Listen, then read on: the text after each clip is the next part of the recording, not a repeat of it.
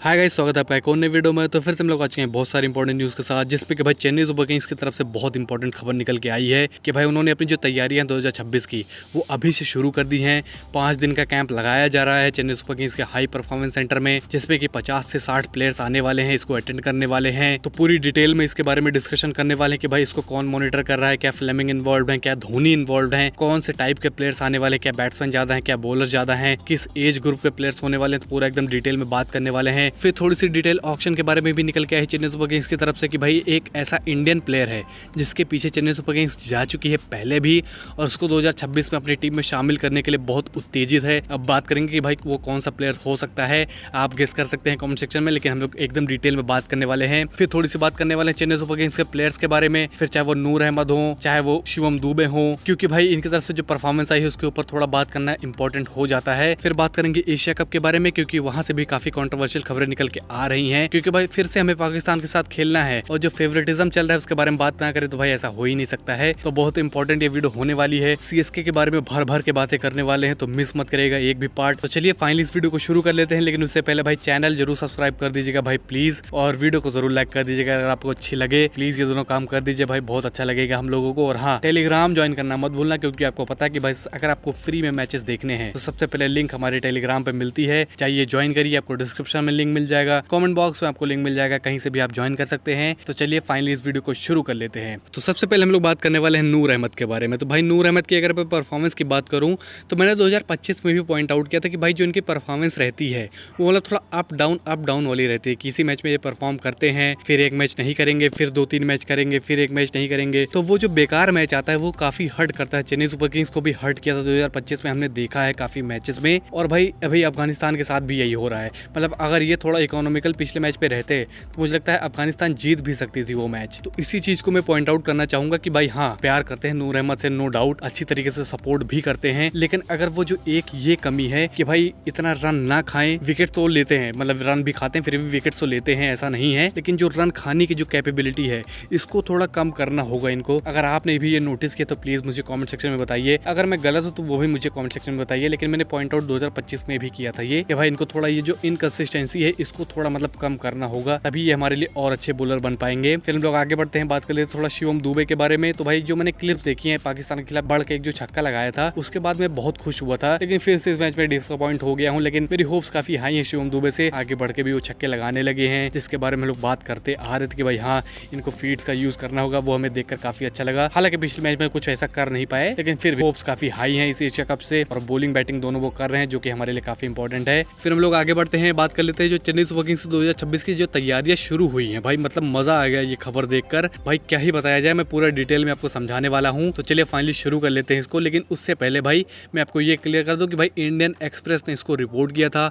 अगर आपको आर्टिकल पढ़ना है तो भाई आप टेलीग्राम पे जा सकते हैं हमारे, और भाई इसको बहुत सारे सोर्सेज ने जो वहाँ के लोकल हैं उन्होंने इसको कंफर्म भी किया, तो इसके ऊपर आप विश्वास कर सकते हैं। तो चलिए फाइनली बात कर लेते हैं इसके बारे में। तो भाई 5 दिन का ये ट्रायल था जो कि चेन्नई सुपर किंग्स के हाई परफॉर्मेंस सेंटर में रखा गया था, जिसमें कि 40 से 50 प्लेयर्स के आने की प्रोबेबिलिटी थी, जिसमें कि मोस्टली अगर मैं एज की बात करूं तो यंग प्लेयर्स थे, डोमेस्टिक सर्किट के प्लेयर्स थे, मतलब ज़्यादा नॉन प्लेयर्स नहीं थे। जिसमें कि कुछ नोटेबल नेम्स की अगर मैं बात करूं तो भाई वंश बेदी भी थे यहाँ पे, सलमान निज़ार भी थे फिर से एक बार। और मोस्टली अगर मैं कैटेगरी की अगर मैं बात करूं तो भाई बैट्समैन यहाँ पे ज़्यादा थे। अगर कंपेयर किया जाए रेशियो वाइज तो हाँ बैट्समैन का रेशियो ज़्यादा था कंपेयर टू अदर कैटेगरीज। तो हाँ चेन्नई सुपर किंग्स बैट्समैन के ऊपर ज़्यादा फोकस कर रही है। और इसको कौन मॉनिटर कर रहा है, तो भाई चेन्नई सुपर किंग्स के कोच हमारे स्टीफन फ्लेमिंग वहाँ पे मौजूद है, वो इसको मॉनिटर कर रहे हैं।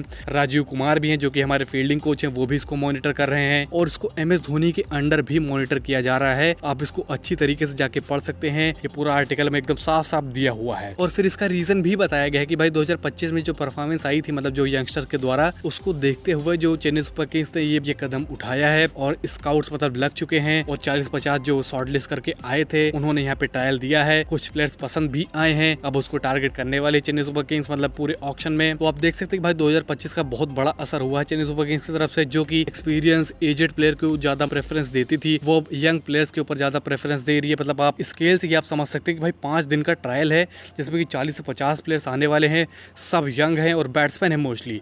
तो भाई आप देख सकते हैं किस तरीके की मतलब टीम बनाना चाहती है चेन्नई सुपर किंग्स, और भाई मतलब मजा आ रहा है मुझे ये देखकर। और ये न्यूज बताते हुए जो भाई मुझे अंदर से खुशी हो रही, मैं व्यक्त नहीं कर सकता, बस आप मेरी आवाज से ही समझ सकते हैं कि भाई मैं कितना खुश हूँ। भाई चेन्नई सुपर किंग्स अभी से लग चुकी है, क्योंकि आपको पता है कि भाई अभी जल्द ही S20 भी आने वाला है, उसमें मतलब कोचेस हमारे बिजी हो जाएंगे। तो भाई अभी से जो तैयारी शुरू कर दी वो मेरे हिसाब से काफी बेटर है। और इससे एक चीज की और हम लोग आशंका लगा सकते हैं कि भाई ऑक्शन जल्दी हो सकता है, मतलब नवंबर में भी हो सकता है, क्योंकि हमें पता है कि भाई दिसंबर में S20 चालू होने वाला है। तो मतलब किसी न किसी तरीके से भाई ये नवंबर में शिफ्ट हो सकता है। मैं ये नहीं कह रहा कि भाई हाँ नवंबर में ही होगा, लेकिन हाँ हो सकता है। इसी वजह से जो तैयारियां हैं वो और जोरों शोरों से आपको दिखाई दे रही हैं और MS धोनी भी इसको अच्छी तरीके से मॉनिटर कर रहे हैं, जो कि हमारे लिए काफी एक अच्छी खबर है। तो चलिए फिर हम लोग आगे बढ़ते हैं और बात कर लेते हैं थोड़ी ऑक्शन स्ट्रेटेजी के बारे में, जो कि सामने निकल के आई है इसी आर्टिकल में। तो भाई इसमें ये रिपोर्ट किया गया है कि भाई एक इंडियन प्लेयर है जिसको चेन्नई सुपर किंग्स अपनी टीम में शामिल करना चाहती है 2026 में। और उसके बारे में ये भी बताया गया कि भाई हाँ चेन्नई सुपर किंग्स 2025 में भी उसके पीछे जा चुकी है और वो किसी भी तरीके से 2026 में लाना चाहते हैं अपनी टीम में। तो मैं आपको दो नाम क्लियरली बता देता हूँ, इसी दोनों में से कोई एक हो सकता है। तो भाई या तो पृथ्वी शॉ है ये, या फिर दीपक चहर है। और मैं ज्यादा चांसेस की अगर मैं बात करूँ कि भाई ये कौन हो सकता है, तो भाई पृथ्वी शॉ के चांसेस काफी हाई दिखाई दे रहे हैं, या फिर दोनों भी हो सकते हैं। तो भाई आप ये मान के चलिए कि भाई इन दोनों में से कोई एक तो चेन्नई सुपर किंग्स में आने वाला है 2026 में। अब ऐसा ये लोग ना करने लगे कि भाई तुषार देशपांडे जैसे प्लेयर्स को अपनी टीम में लाने लगे, मतलब ऐसा करने लगेंगे जैसे शार्दुल ठाकुर का भी नाम आप इसमें ऐड कर सकते हैं।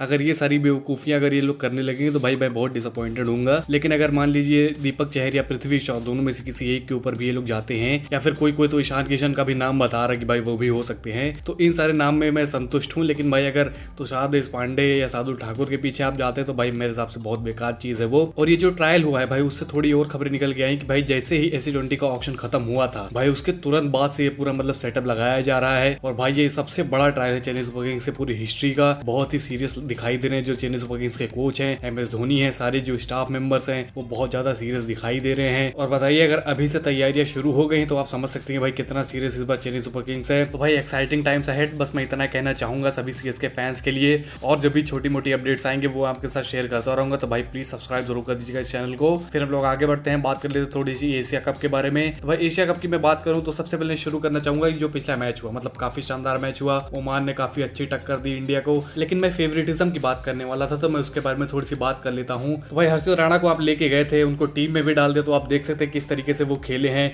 वो लकी कैच जो हार्दिक पांड्या ने पकड़ लिया, मतलब लकी क्या वो पूरी मेहनत हार्दिक पांड्या की थी। और सूर्य कुमार यादव को भी मैं श्रेय देना चाहूंगा कि भाई वहां पे कोई अच्छा फील्डर नहीं लगाता कोई भी कैप्टन, मैंने देखा है काफी अच्छे तरीके से, लेकिन उन्होंने सिचुएशन को पढ़ा और फील्डर वहां पे लगाया। पूरा आप क्रेडिट दे सकते हैं हार्दिक पांड्या और सूर्य कुमार यादव को। फिर शुभमन गिल की भी मैं बात करूंगा। भैया ऋतुराज और शुभमन गिल का अगर आप कैरियर कंपेयर कर ले तो भाई कहीं से भी ये लोग मतलब आमने सामने बैठने के लायक तक नहीं है जिस तरीके की परफॉर्मेंस शुभमन गिल इस समय दे रहे हैं। T20 की मैं बात कर रहा हूं, मैं किसी और फॉर्मेट की बात नहीं कर रहा हूं। T20 आईज में भाई शुभमन गिल ऋतुराज गायकवाड़ के नीचे हैं और हमेशा नीचे ही रहेंगे। फेवरेटिज्म की वजह से ऋतुराज गायकवाड़ को मौका नहीं मिल रहा है। जैसे ही फेवरेटिज्म खत्म होता है आप देखेंगे कि ऋतुराज गायकवाड़ कितना शाइन करते हैं। और जब तक ये होता रहेगा मुझे पता है सारे चेन्नई सुपर किंग्स के फैंस ये आवाज उठाते रहेंगे जब तक ये सही नहीं हो जाता है। तो मैं होप करता हूँ कि आप लोग मेरी बात से एग्री करेंगे कि भाई शुभमन गिल, हर्षित राणा ये सारे प्लेयर्स डिजर्व नहीं करते हैं किसी भी T20 आई टीम में होना। ऋतुराज गायकवाड़ जैसे प्लेयर्स डिजर्विंग है तो भाई उनको होना चाहिए, ना कि अनडिजर्विंग प्लेयर्स। फिर मैं आगे बात करूँ इसके बारे में ही तो भाई फिर से इंडिया वर्सेस पाकिस्तान होने वाला है। देखते हैं भाई कितने लोग इसको बॉयकॉट करते हैं, क्योंकि भाई ये तो नॉकआउट फेज में आ चुका है ये मैच। हम लोग तो बॉयकॉट करने वाले हैं पर्सनली, लेकिन अब देखते हैं भाई कितने लोग करते हैं। क्या वही नंबर फिर से आता है निकल के जो पिछली बार आया था, क्योंकि भाई बहुत लोगों ने बॉयकॉट किया था। अब देखते हैं भाई क्या इसमें भी उतना ही नंबर आएगा या फिर नहीं, देखते हैं क्या होने वाला है। और जो मैंने एक प्रेडिक्शन भी करी थी कि भाई श्रीलंका ही खेलने वाली है फाइनल इंडिया से, आप देख लेना। तो ये कुछ एशिया कप की बात होगी। थोड़ी सी मैं अपनी तारीफ भी करना चाहूंगा, क्योंकि मैंने 1.5-2 महीने पहले ही बता दिया था कि भाई जहीर खान LSG से जाने वाले हैं, और वो खबरें अब सच होती दिखाई दे रही हैं। आप देख सकते हैं 2-3 दिन पहले खबर निकल के आ चुकी है कि भाई LSG ने सैक कर दिया है जहीर खान को। तो आप देख सकते हैं भाई आप हमारे ऊपर आप विश्वास कर सकते हैं, हम कुछ हवा में तीर नहीं मारते हैं। और आखिर में एक चीज मैं और ऐड करना चाहूंगा, क्योंकि भाई मैंने आर्टिकल जब पढ़ा था तो उसमें एक चीज और लिखी थी जो कि थी संजू सैमसन के बारे में, कि भाई चेन्नई सुपर किंग्स इतने बैट्समैन बुलाकर क्यों ट्रायल दिलवा रही है। क्योंकि भाई वो संजू सैमसन को पहले तो टारगेट कर रही थी कि इसी तरीके से भाई उनको ट्रेड करके अपनी टीम में ले आए, ताकि जो उनका टॉप ऑर्डर है वो काफी शानदार हो जाए, काफी एक्सपीरियंस्ड हो जाए।